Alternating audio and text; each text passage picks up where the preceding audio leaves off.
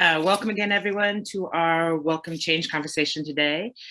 As many of you know, this is a weekly series of conversations with social entrepreneurs on timely topics and what's working and what's next. So the news these days is a combination of Championship League finals in Paris and announcements about US women's national soccer team being granted equal pay with the men.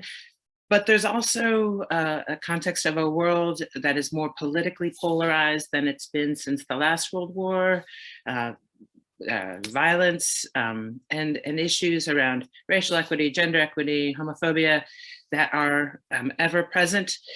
The whole thing sort of reflects a world in which there is a need for radical collaboration across difference. And it feels like a great time to talk about the power of sport to change the world and overcome these seemingly insurmountable obstacles. I'm joined by two fellows, both from Europe, Jürgen Griesbeck and Kelly Davies. Kelly Davies is from Wales. She played in the Premier League for Arsenal and is the founder of Viability, working with disengaged youth in the renewal of sports clubs in the UK. She's now also working for Ashoka, energizing a global movement around youth and the role of sport for good. Jürgen Griesbeck is the founder and co-founder of a number of different citizen orgs, all leveraging the power of sport for good in both Germany and Colombia. And most recently, he co-founded Common Goal with Man U's One Mata. I'm Jill Vialet. I'm the founder of Playworks, which is a nonprofit in the US, leveraging the power of play to bring out the best in people.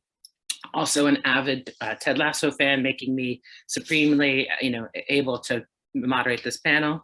We're going to be chatting for about 20-25 minutes and then turning to questions from the audience. If you have questions, go ahead and drop those in the Q&A and we'll pull those off towards the end. For US listeners, wanted to flag that we're going to be using the convention of referring to what we call soccer as football, and should American football come up, we'll call it that. And then also wanted to acknowledge that this conversation is supported by the Robert Wood Johnson Foundation. It's part 2 in a series lifting up insights on gender equity worldwide. The Robert Wood Johnson Foundation has personally been an extraordinary partner for my journey as a social entrepreneur. They're committed to building a culture of health, and their work in drawing the connection between social determinants of health and the health outcomes has really broadened the conversation in the US around what makes us healthy. So all of that done, I wanted to kick us off with a quote from Nelson Mandela. It's sort of the quote in the sport for good space. He made it at the founding of Laureus. And here it goes. Sport has the power to change the world. It has the power to inspire. It has the power to unite people in a way that little else does. It speaks to youth in a language they understand. Sport can create hope where once there was only despair. It is more powerful than governments in breaking down racial barriers. It laughs in the face of all types of discrimination. I love that quote, and I think on this call we all know it to be true. But we also know that sports has a history that is really complicated. It also is a place where nativism and racism, gender discrimination, homophobia, all sorts of really the most unfortunate aspects of our society are really quite historically present, but also present in the current day. So it feels like what I wanted to kick off was ask you both to talk a little bit about your own work, but in the context of this tension of sport as a power for, a tool for good, but also one where historically our darker selves have shown up, are less positive sources of being. So with that fairly heavy launch, Kelly, you want to talk to us a little bit about your journey here and your work around sport for good? Yeah, so I suppose my journey started very early on as a professional athlete. And there was a lot of changes that came with that over the years around, how you focus solely on your physical performance and being the very best, and suddenly it evolved into how you can be mentally best off the field and all the things that you can do. And then it evolved, I think, into just as I was starting to maybe exit my career around how can you as an athlete, what can you give back, and what can you give back to the game that sort of developed you as an individual. And that led me on to my first social enterprise, where I just saw two gaps around young people that were put on the scrap heap, going maybe down wrong paths, but I saw the potential there, and I thought actually they've got a huge amount to offer here. And then I also saw sports clubs being not run in a sustainable way, and I mean that not from the environmental bit, from the financial part, from the impact that they have in their local community. They just weren't being run properly, and I thought actually those are two problems I wanted to solve, and it brought me into this. But I do think I think we're at sort of a historical moment in time, really, where there's a lot of change happening, and sport is now in a position, I think, to start to seriously look at this. Whereas in the past, I think it might have not. It would have done a little bit, but it's being forced to seriously look at how we address some of these social impacts and play a real role in the future and using sport for good. Yeah. Jürgen, I've heard you say very similar things about this moment as an inflection point. Can you tell us just briefly a bit about your journey to get here? Yeah, sure. And thanks for having me. Yeah, I can echo a lot of what Kelly was saying, but maybe from a slightly different angle, as I'm obviously not and never have been a professional footballer. I came like accidentally to the insight of like Mandela's quote you mentioned at the beginning. I was actually on a track to an academic career. I was about to do a PhD in Colombia when one of the Colombian national team players back in the 90s at participating at the World Cup scored an own goal and was assassinated afterwards. He happened to be a close friend of my girlfriend at the time, and I just thought that cannot be like, and the idea was or the need I felt was to think about creating some sort of a legacy that would like retrospectively make some sort of sense of what had happened. So I I actually looked into the situation of a very local context initially. I stopped my academic career that day, and try to understand this phenomenon of violence you also alluded to at the beginning, Jill, in Colombia, in Medellin specifically, where I was living, and we had like 6,000 dead young people every year killing each other, and what I saw was that the only space where these young people were able to dialogue was actually on the football field, and there was no other space. Um, that's the only space where they would leave their weapons behind. That's the only space where they would articulate themselves, where they would feel free, if you want. So that was like the initial initiation of myself into the world of football and football for good. And as this project really worked out well, quite interestingly and surprisingly, I have to say, because I didn't have expectations, like concrete expectations, but we did see mortality rates going down, and we did see mobility, like social mobility, going up. So I wondered, like in this, and remember, this is the 90s. There is no internet, there is no mobile phone, there is no nothing. But I still thought there must be more people out there who have come across football and started to use it as a tool. And like on all kinds of different ways, we started to surface, and that was when we founded Street Football World in the early 2000s. We started to surface all of these best practices, and what we came across is that they were all disconnected. There were initiatives in Kenya, in Australia, in the US, in the UK, all over the world, but there was no connection. So what was happening was reinventing wheels, making inefficient use of resources, obviously, and progress was just too slow.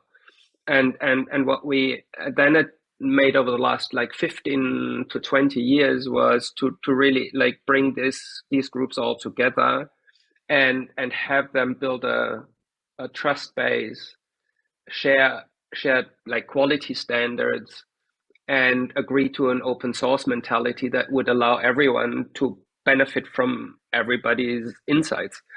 And that has helped a lot to mature this field of football for good, like globally. This is now a group of 167, I think, organizations across 100 countries. And we're working like with 2 million youth on a daily basis, like the youth you're relating to, Kelly, too.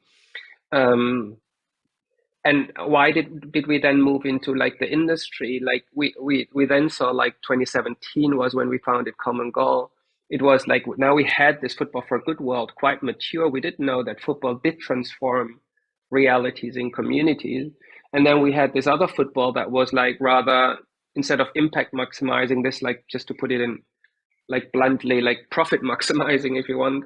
And there was no systemic connection between the two. And that was when we came up with this 1% mechanic where we said, hey, what if, just to put it out as an aspiration, what if 1% of all the revenues generated by the professional football industry that is commercializing this social good, if you want, this cultural phenomenon into a collective impact fund that wouldn't respond to organizations or individuals, foundations or whatever, but it would act on behalf of football.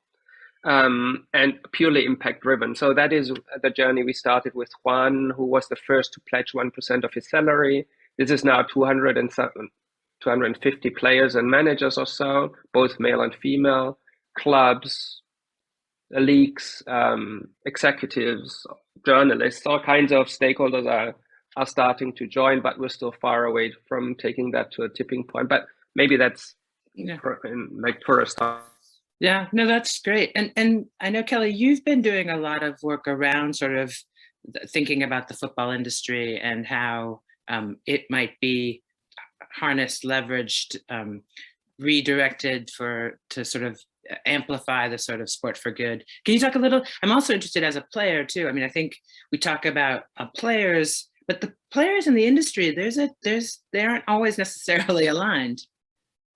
Yeah, no, from an industry point of view, I think it's funny how it's suddenly come full circle. The reason why I started my initiative first was because I did an MBA in football industries, and I was the first woman in Europe. I think I was the youngest by 16 years. I still think I had, because I progressed from, I sort of stopped a professional career to go into the football industry. And I wrote a dissertation on the sustainability of a football association or a football club, which looked into all these initiatives, which I then turned into a training program. And then about 6 months ago, I was asked by UEFA and FIFA to sit on a board that would look at the Sustainable Football Association of the future.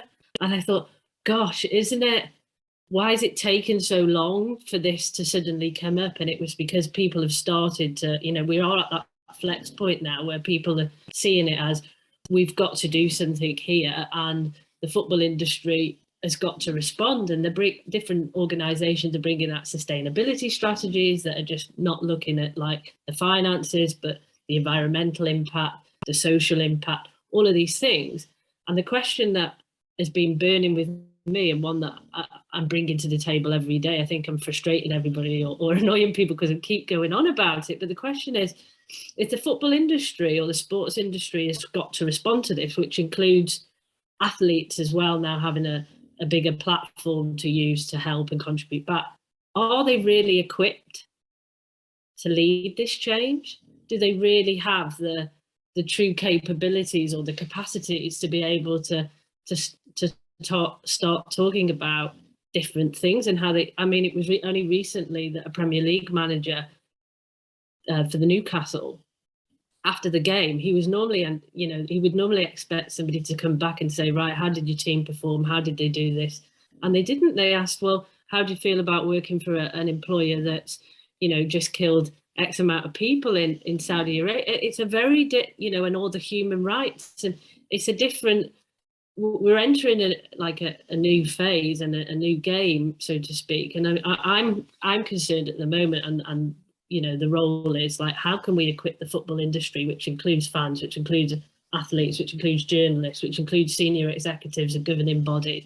How do we equip them to generally have this impact in the future and it come across as being really impactful, authentic, and actually not done for profit making, but actually from a heartfelt place? Yeah, Jürgen, I've heard you actually along these very same lines talk about the potential role of of sport for good and redefining how we measure success in sport, like translating it from an emphasis on, you know, how big is your paycheck to like, how much do you contribute? Can you talk, I mean, and it feels a little like chicken and egg, right? Like, as goes football, so goes the world. But, you know, as goes the world, so goes football. Can you, I mean, I'm really interested in how you see the sequencing of making these kinds of changes happen, and where you think we're most likely to get traction and you know, it's striving for this kind of change. Yeah, yeah. Maybe just a quick build on what Kelly just said. Like, this is actually the gap we have identified, Kelly. And therefore our mission as common goal is actually to enable every stakeholder within the game to do their part. And so maybe we want to have a conversation about that afterwards.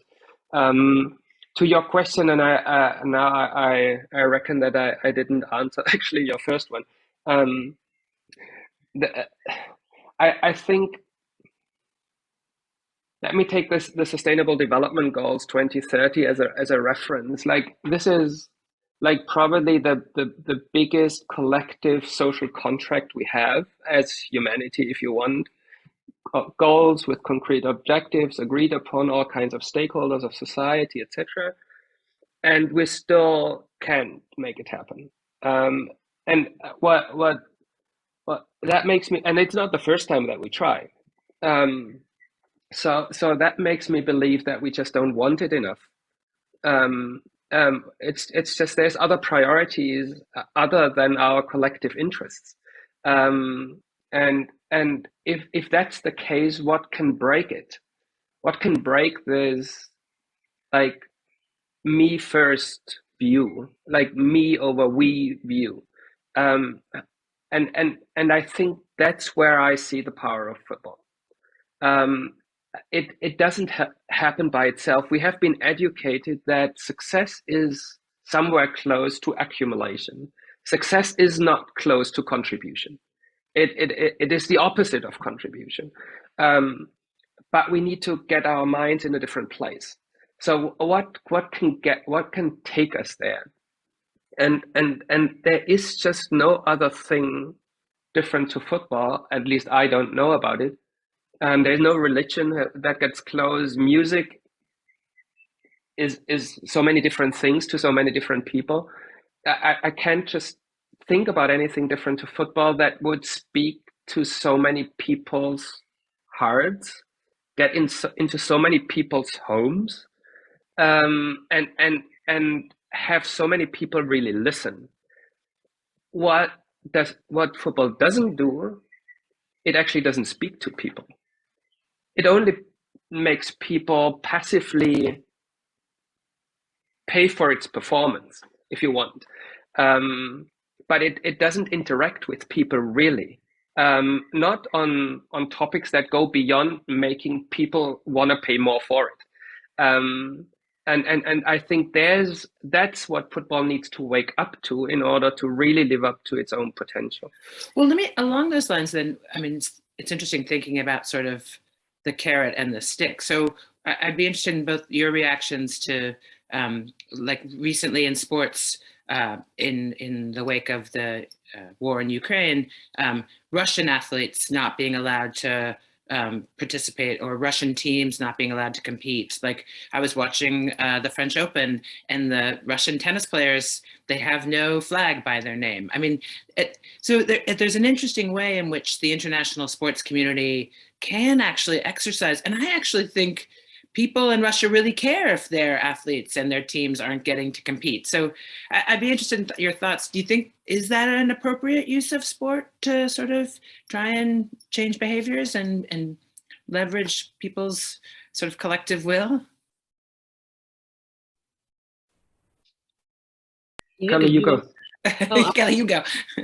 I was thinking about this and saying, well, you know, sometimes you have, you know, sport was very quick to move, wasn't it? As soon as the war broke out, it was very quick to move, to put some of these sanctions in place. And I do think, you know, they may have helped in certain ways, but I also feel slightly sorry for the Russian athletes that not being able to compete, or are sort of put in this circle now and sort of isolated, aren't you? And you feel sorry for them that, you know, they're in a difficult place. So I think it's often a balance with these things, but it's nice for the first time ever that sport is starting to take more of a responsibility on these, to say we do have a voice. But I think it leads back into Jurgen's point. Actually, it needs to get far better at engagement, and not just, as you say, speaking to people. You do this, you don't really have a say. You don't have. And it was really nice. I went to the Champions League final on Saturday, and I was involved in the incident that we went 3 hours before there was. And previously, there would have been an element of journalism or different things that would have portrayed it as fans are turning up late. And actually, it was quite refreshing in certain ways for the truth to come out. And it showed a way that there's a switch there around actually the truth being told in a lot of things, so I think we're in a really interesting space at the moment, but we've got the sports industry, or even football. I agree completely that football does, you know, it speaks to so many homes and so many people, and it's beyond a lot. That I just think we've got to fill this gap that's been identified, that both of us have talked about here, that we need to equip to really take hold of this. Now is the time, but there's a lot of work that still needs to be done. Well, Stuart, I'd be interested. So I'm going to ask one more question, and then we'll sort of turn it over to some audience questions. But in this, I mean, and Jurgen and I have talked a little bit about this advance. Women's sports, at least in the US, and I think also around the world, have in many ways, I think, been at the fore of the sort of sport for social good. In the US, I am extraordinarily proud that our national team just negotiated equal pay, including $22 million in back pay with the men's national team, sort of forcing our governing body to sort of equalize how World Cup pay does. I'm wondering if either of you could speak a little to sort of women's sports as a force moving the whole industry in a direction that more emphasizes sport for good, or I'm just interested, any chance any other countries are going to follow suit and try and equalize pay in the near future? Yeah, I can go with this one first, if you want. Maybe just to add to the former question you had, I think it all comes down to asking ourselves about the motivation for collective action. And in both cases, like both the Russian war in Ukraine as well as the Super League incident, I think it has been motivated by protecting claims, not by doing good. In my personal opinion, like if you dig deep enough, it is about protecting like the game as it is, if you want, and obviously it comes with a downside. You lose sponsors, you lose, and you have trouble, but it protects you from fans walking away if you don't do it, like as an example. But that was the former question, like the latter on female. There's an interesting insight we have, and I do think it also takes us to where one of the illnesses within the system might lie, like the football system.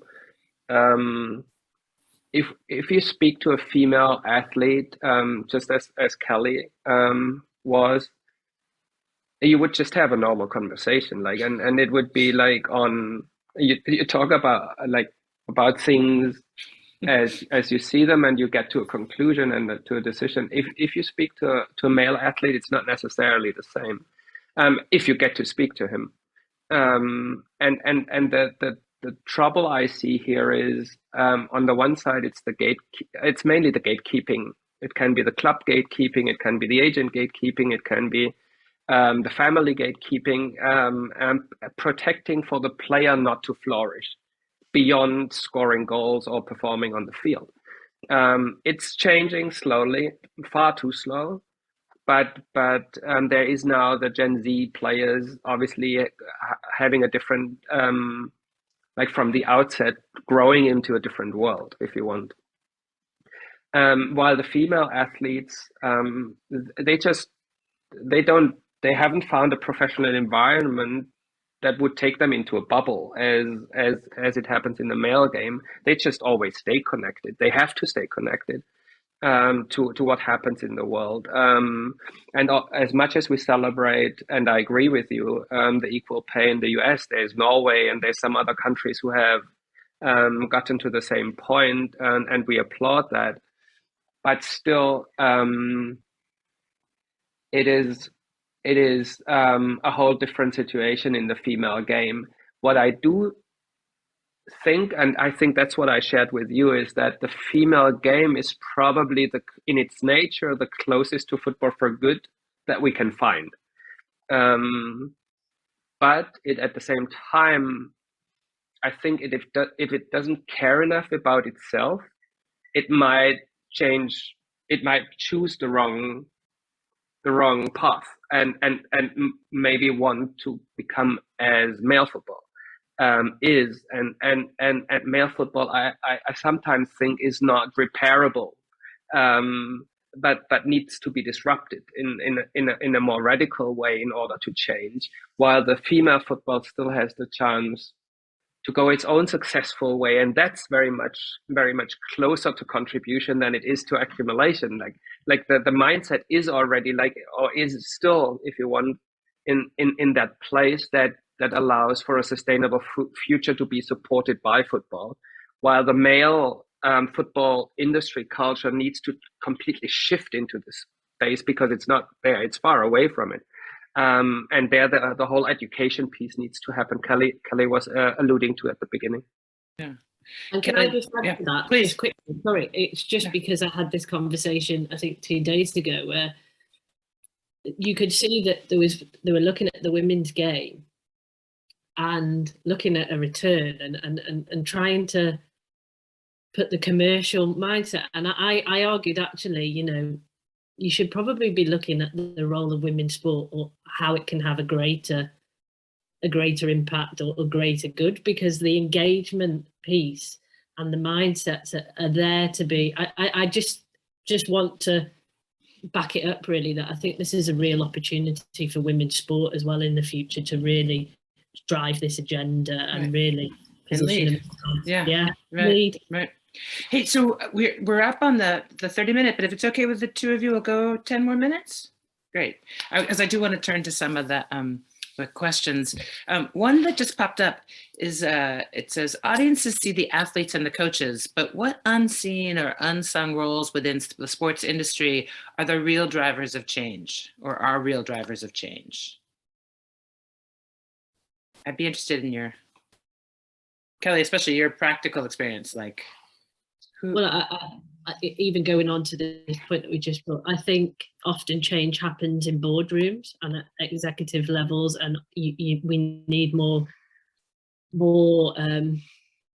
presence on boards where this mindset is present, and actually it can fight the battle against the commercial arguments or different things, like why aren't you considering this for the greater good of all, or why are we doing that? What's the impact of that?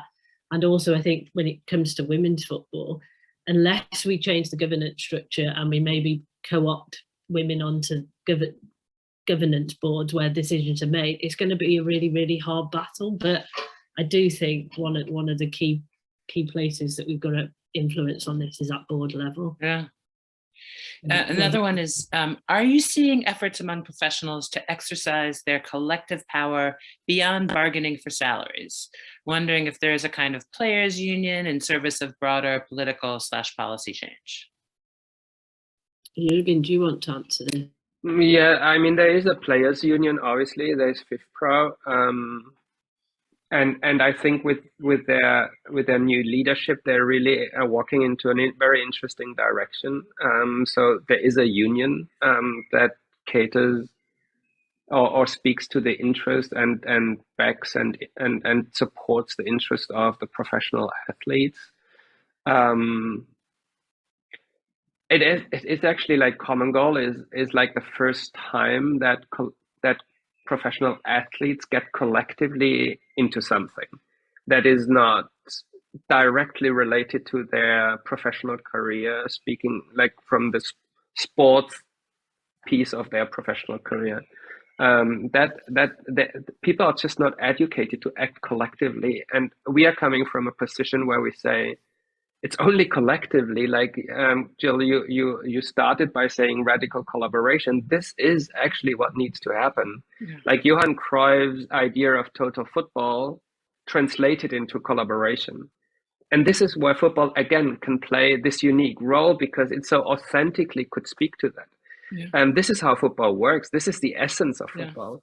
And if we could translate that into how we could operate and integrate this into a next iteration of our DNA as humanity, this is where I think is the only solution. And then it doesn't matter if it's gender equity or it's climate action. It's the same thing. Yeah. It's challenges of such a dimension that we can only change the game if we manage to work together, like across the board. Yeah. I want to just flag it, just that one of the questions is actually also raising the issue for athletes coming from the global South and just the power dynamic that exists there with middlemen brokering contracts and just when you have athletes, and I think it's probably true for European athletes too, and American athletes, if you're coming from economically disadvantaged backgrounds, then suddenly being put into this very big capitalist engine of like consumption, just navigating that is, it's a lot. There's a question specifically for Kelly. What do you think could be achieved if all Ashoka Fellows working with sports and gender, sports and disability, sports and youth join forces? Is there a new paradigm shift that you envision for the sports field? Well, I think if everybody did that, I think we'd probably shift this quite dramatically, because ultimately it's what Jürgen's just alluded to. It's around changing mindsets, and it's equipping people with these capabilities to, everyone to step up and take responsibility and be motivated by it to do it for the good of all. And in the Ashoka at the moment, that's why I joined the Ashoka team, around everyone a change maker. But I did think about it. How do we make everybody in the football industry with that sports, athletes, supporters, directors, clubs, how do we help them change their mindset and get this DNA inside them so it becomes second nature to be thinking about all of these things all the time? And until we do that, we'll never really get the shift. You can bring every sustainability strategy in from the government, that it falls down when it's not here, it's not this inner piece, it just won't shift. And I think that if we can really make some inroads and join as a collective on those, I think it could be really, really powerful. Jürgen, the question was directed at Kelly, but I think that is also the essence of your work, right? Is this collectivity. Anything you want to add there? Yeah. I mean, that's like everything we are. Like this is the thing we want to achieve. Common Goal is not an organization. We want Common Goal to be owned by everybody. Like it's a mindset. It's a way of being. Like if you want, and we want just everyone to find his and her own way to be it. And for example, to make it more tangible, there are brands joining the movement and like an Adidas, for example, and they're getting started on a journey. They're obviously just a corporate as many other corporates, but they are getting started on this journey by committing 1% of their global football sales, as an example. This is a starting point, which now allows us to have a conversation and together think about how to grow it. Actually, if I wasn't confined to, like in quarantine today, I would be at a meeting of my team with not just Adidas, but also DAZN, Right to Dream, and other organizations. And now this is going beyond just Adidas brand partnership with Common Goal, but also DAZN, and now DAZN with Adidas. And Right to Dream is actually an example that speaks to your comment, Jill. Right to Dream has been a football academy in Ghana, in West Africa. And as football academy, they had this idea of excellence can be found anywhere. and excellence being defined as unlocking your own talent. That can be your football talent, but it can be any other talent. So their academy actually celebrated, as much as they celebrated a graduate moving into professional football, a graduate going to a US university.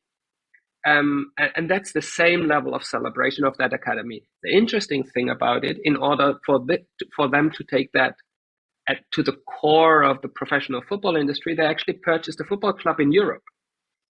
So they bought a Danish football club in the first division, and they play Champions League. Like, and with the same understanding, a better person is a better player, and a person that doesn't graduate into a player does graduate into another type of professional. But all of them will become leaders for change. And that's actually a very interesting model to look at. And as you mentioned Newcastle earlier, actually one of the interested parties to purchase a football club in England decided to invest what they meant to be investing into Newcastle United at the time, to invest it in this Danish football club in order for this model to grow. And so there was, now a year ago, 2 years ago, 120 million invest into this club in order to grow exactly that model. So this is also a pathway that could be, and this is a club owner, this is a club CEO, this is a club boardroom, this is a full squad of players, this is an academy, this is 350 employees. Like this is quite an interesting one to look at if someone wants to look it up, right, to dream. Yeah. We are closing in on an hour. I just wanted to give you both a chance to any final sort of closing thoughts. Kelly, you kicked us off. You want to bring us home? No, I think this has been a really useful conversation, because I think we really need to speak to Jürgen about this. We've talked with, there's an identified gap here, isn't there? And it's a historical moment in time, and it'd be really interesting to see what we could collectively do in this space, really. And yeah. Hey, and I also, Jürgen, want to acknowledge you showing up in a COVID positive zone, and you really seem full energy. I didn't know how's he going to be, but thank you for doing this, and I hope you feel better soon. But a final thought? Or? Thanks very much. I'm actually feeling better. No, just that I think we have to accept the urgency of the matter. We can't just do another many years of not doing anything, not ending up doing anything by just accepting the lack of interest, the lack of willingness, the lack of whatever. We need to be more radical and radical is not aggressive, but radical is just like consistent and just act upon. And we have now much more bandwidth than we had 5 years ago or 10 years ago. There's much more. We are many more than we were 10 years ago. And I think the urgency is being shared by many more. And I do also think that there is a growing understanding of the fact that something needs to happen at scale. And people are increasingly willing to engage with support of people who would help show the way. So I think that's the momentum we're in. So and if there is an interest within the Ashoka community to come together to collectively act, that would be amazing, like in this specific space. Yeah. Okay. And with that, I want to thank my fellow fellows again, also your teams and communities. None of us do this alone. Thanks to all of you who've joined in and shared great questions. And also be sure to check out the link in the chat, including upcoming Welcome Change conversations. So thank you both so much. And thanks to all of you. Thank you.